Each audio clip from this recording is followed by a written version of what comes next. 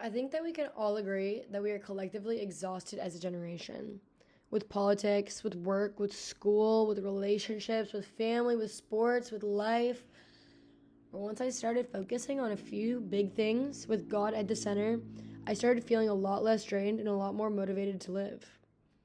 What I'm talking about is the power duo of gratitude and optimism. To give a brief overview, gratitude, according to Oxford Dictionary, is the quality of being thankful and the readiness to show appreciation for and to return kindness.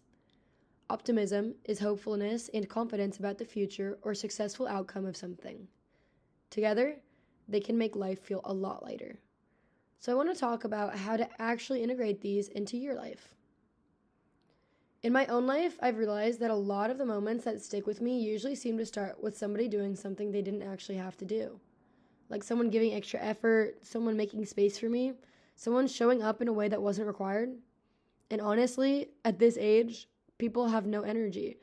If someone replies to your text within the same hour, that's basically an act of service at this point.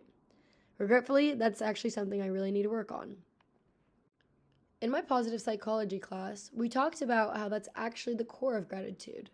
It starts when you notice a benefit that costs someone something, time, effort, or energy, and they still choose to give it anyways.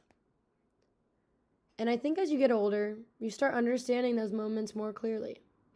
You start seeing how much people actually carry, how tired they are, how busy they are, and when they still choose to text you back or help you with something or listen to you.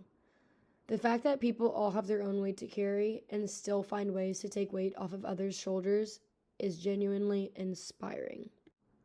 Something else we learned in class that stuck with me is that people who practice gratitude aren't just happier, they're actually more grounded, more generous. They put in more effort.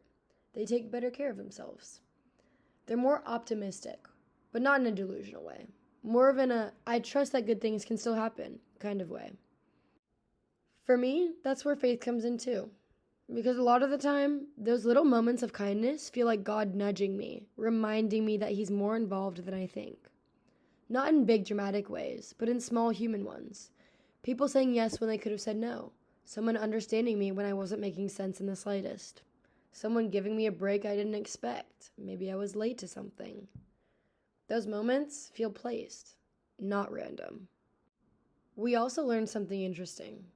We actually feel more gratitude with strangers and friends than with family because it builds new connections instead of just maintaining old ones.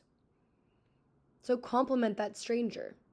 Give that smile and nod to every person you pass by. And if they ignore you, it's okay. Just pretend they didn't hear you. Or give them the benefit of the doubt and assume they're having a bad day. Either way, pray for them. Make someone else feel seen by showing yourself to them. And it's not even just about people. Go outside.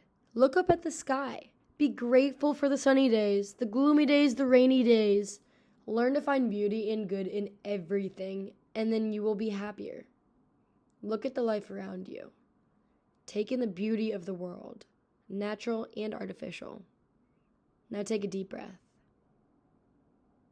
That ability itself is something to be grateful for. And be grateful for the ability to feel sad.